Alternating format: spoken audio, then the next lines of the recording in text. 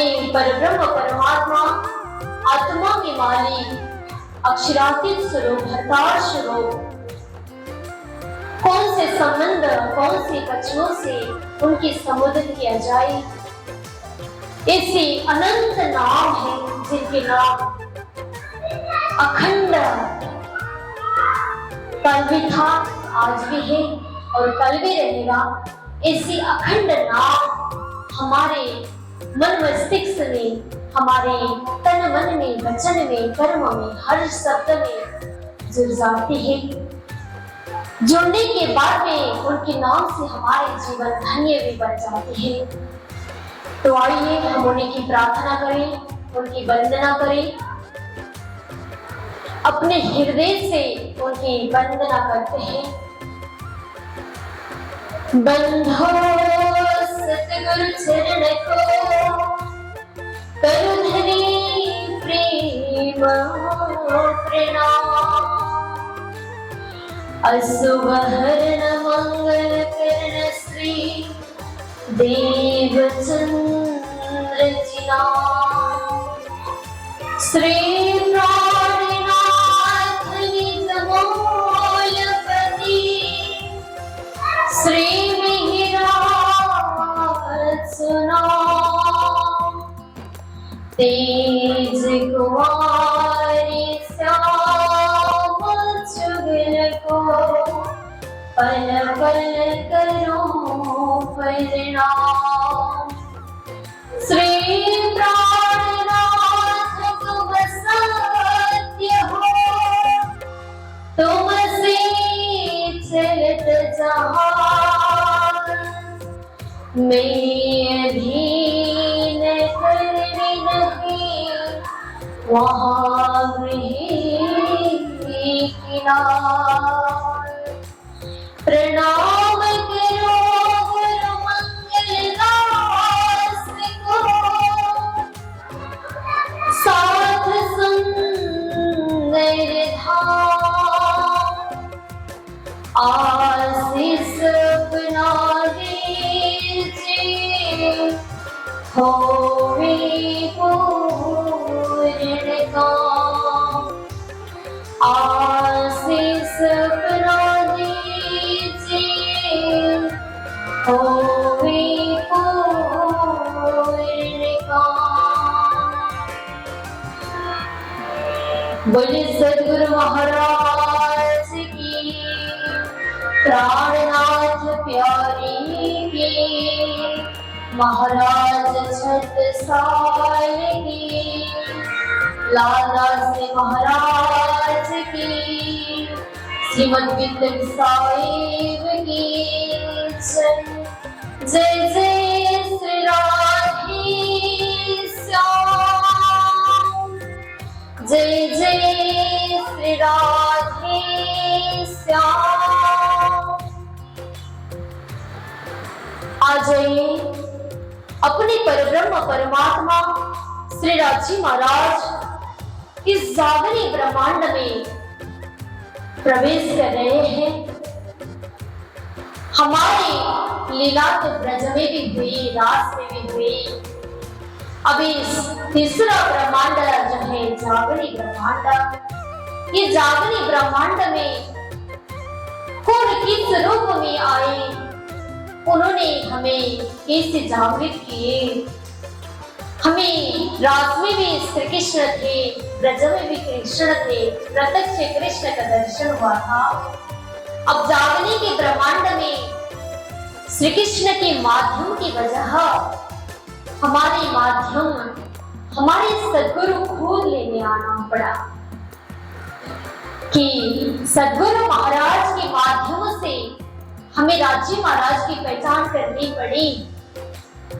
तो ये जागरी ब्रह्मांड में हमें ब्रह्म आत्माओं के लिए राजी महाराज ने सद्गुरु भेज दिए हैं। तो सद्गुरु कौन थे? तो सद्गुरु की जीवनी हमें श्रवण करनी चाहिए। तो एक मतु मेहता और कुंवरबाई माता और पिता थे, जिनके घर में अपने संतान के प्रकट जन्म नहीं हुई थी तो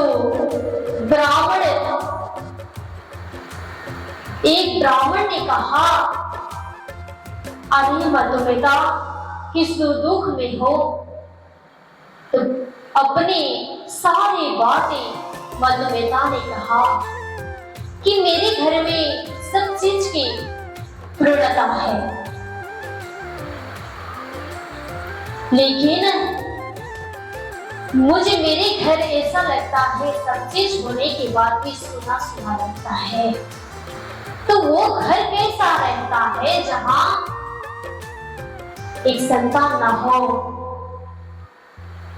एक गृहस्थ जीवन में रहकर एक संसार के कर्मों में एक स्त्री और एक पति जो साथ में रहते हैं, तो घर में कोई नहीं रहते, तो उनको लगता है कि जीवन में गृहस्थ में उनके बच्चे ना हो तो कितना परेशानी भोगना पड़ता है, कितना परेशानी झेलना पड़ता है उन्हें। कि उन्होंने ऐसे कहा कि मेरे घर में संतान नहीं है तो मुझे इस चीज की दुख है, मेरे साथ में धन दौलत है, मैं व्यापार करता हूँ, उमरकोट गांव में उनका अच्छा व्यापार चलता था, उनका नाम गिना जाने में उनका नाम भी आता था, लेकिन हर चीज की पूर्णता होने के बाद भी एक संतान न होने की दुख एक माता पिता को हो जाती है। तो वो माता पिता के अंदर ऐसी भावनाएं लगने लगी कि एक सुंदर बगीचे में पूरा ढका सा पेड़ हो, लेकिन उसमें फूल ना खिला जाए तो वो सुंदर कैसे बनेगा? एक बगीचा में सुंदर होने के लिए फूल खिलना चाहिए। तो उसी वजह हमारे सब कुछ होने के बाद में मेरे घर में परमात्मा ने क्या नहीं दिए? फूल नहीं खिला दिए। तो उनको ये पीड़ा और ये दर्द उनके मन में था। तो मधुमेता ने एक ब्राह्मण जी से पूछा, तो ब्राह्मण जी ने कहा, अरे मधुमेता, तुम्हारे घर में सुंदर फूल खिलने के लिए तुम्हें भगवान श्री कृष्ण के नाम और महिमा के जाप करना चाहिए, तब उसके बाद में बाल मुकुंद जी तुम्हें खुद पुत्र लाभ करेंगे। और ये पुत्र लाभ करने के लिए भी परमात्मा की इच्छा होनी चाहिए। बोले कृष्ण कन्हैया लाल की। तो ऐसी कृपाएं ब्राह्मण ने आके उनकी सजल बोल दिए कि अरे हमारे घर में तो पुत्र लाभ होने के लिए किसकी भक्ति करना चाहिए? भगवान श्री कृष्ण की। तो कृष्ण की अगर याद करें, हमारी कोई भी कार्य में विघ्न आ रही होगी तो उसको हटाने और दूर करने के लिए भी उनके नाम की जाप करनी चाहिए। तो बोले कृष्ण कन्हैया लाल की, बाल मुकुंद भगवान की। तो ऐसी बाल मुकुंद की उन्होंने पूजा अर्चना करने के लिए कहा।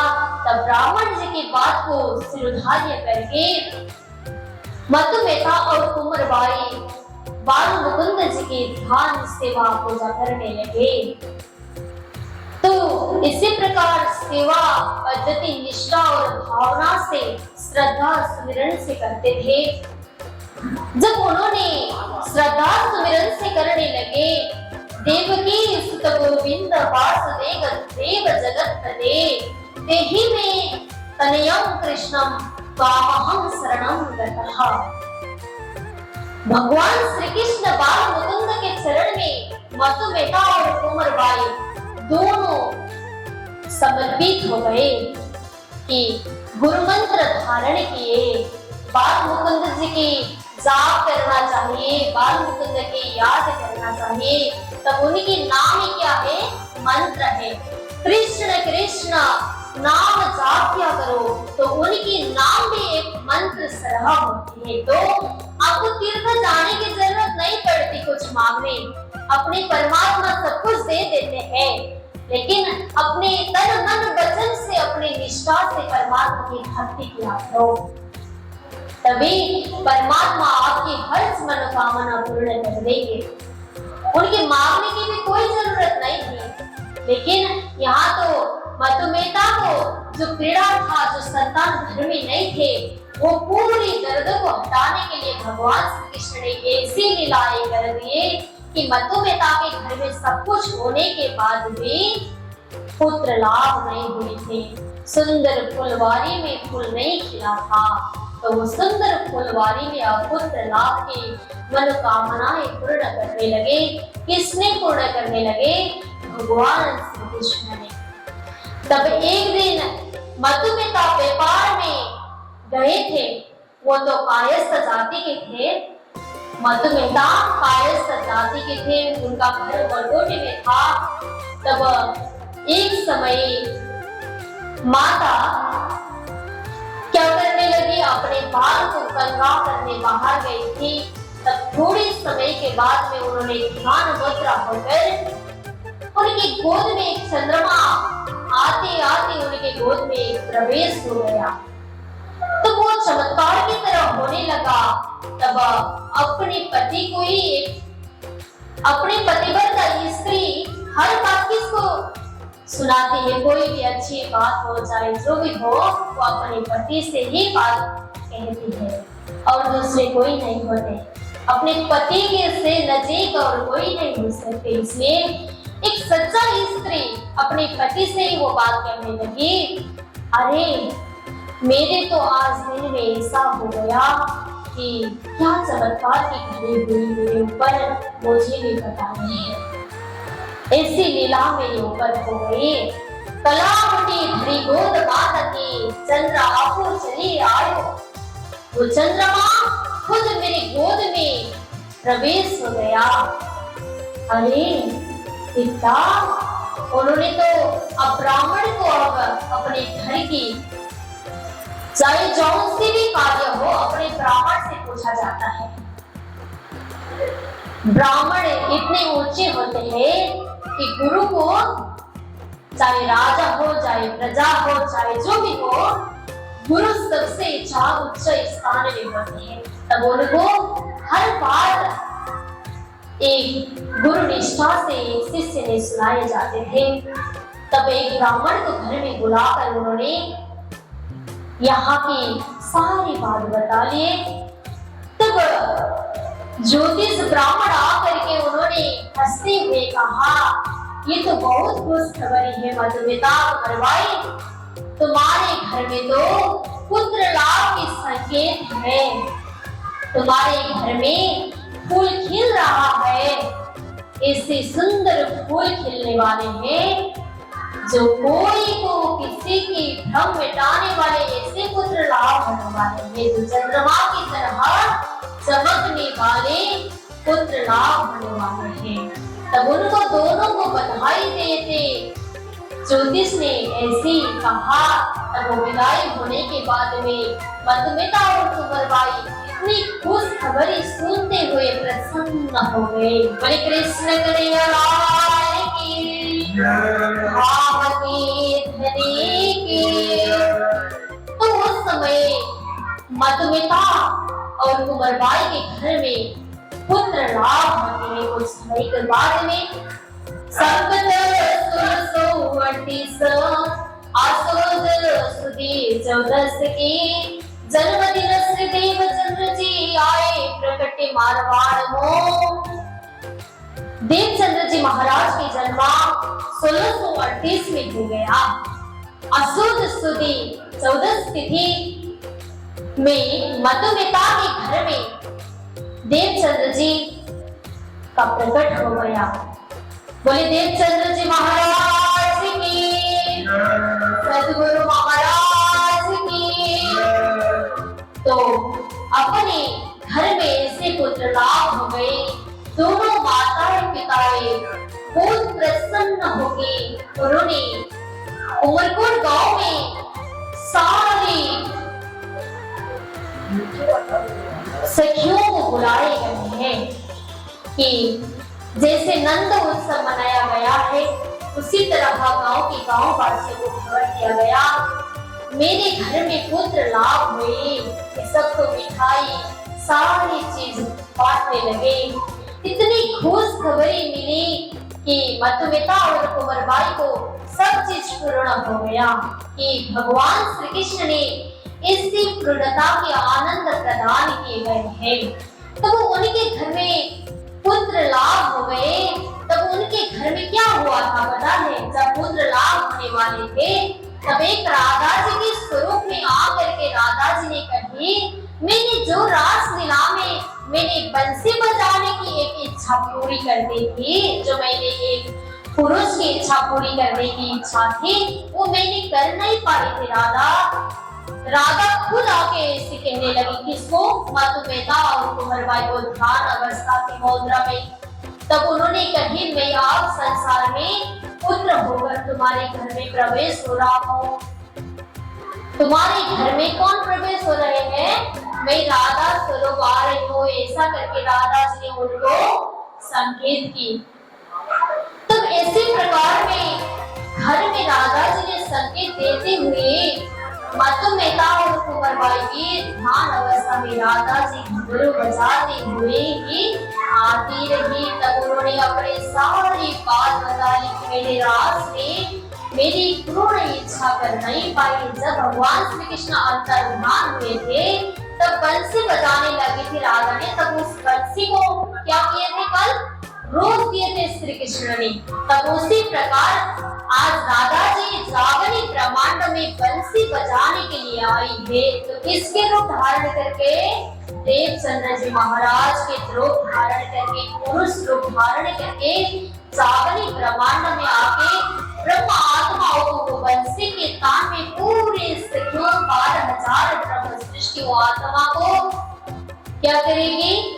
एक जिल्द करेगी। तो उस प्रकार महाराज देवचंद्र जी महाराज संसार में प्रकट होने लगे।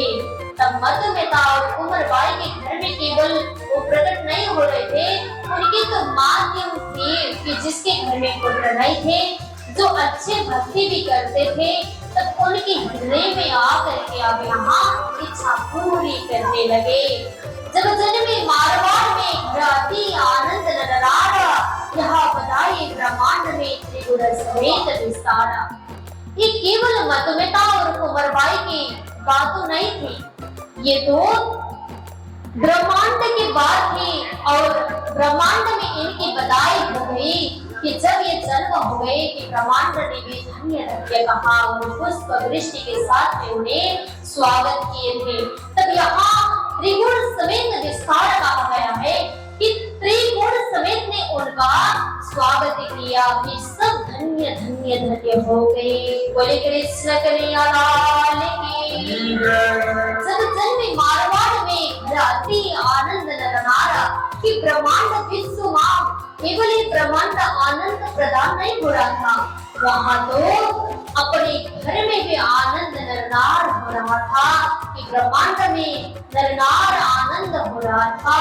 इस प्रकार पूरी ब्रह्मांड मन मस्तिष्क में सारी संसार धन्य धन्य हो रहा था कि राधा जी महारानी स्वयं यहाँ देवचंद्र जी महाराज के अंदर प्रकट हो रही थी। देखने में स्वरूप तो पुरुष का था, पर लेकिन उनके अंदर ऐसी बंसी बजाने आई थी कि पूरे जागनी ब्रह्मांड को एक जिल्द करके ब्रह्म आत्माओं के लिए आई थी। तो इस प्रकार हमारे संप्रदाय ने एक अंकुरित जब ब्रह्मांड में जागनी अंकुरित हो रहा है, जब एक मतुमेता और कुंवरबाई के घर में देवचंद्र जी का आगमन हुआ, वो बीज था। अब इस समय वो बीज की तरह बैठ रहे हैं, वो तो अरबी बच्चे हैं। तब अब उनके समय व्यतीत होने लगता है, तब उनकी कठोर से कठोर साधनाएं हम श्रवण करते हैं। आइए हम एक भजन की श्रवण करते हैं। हमारे विमल भाई जी एक प्रागट्य उत्सव की एक भजन गा के सुना दीजिए।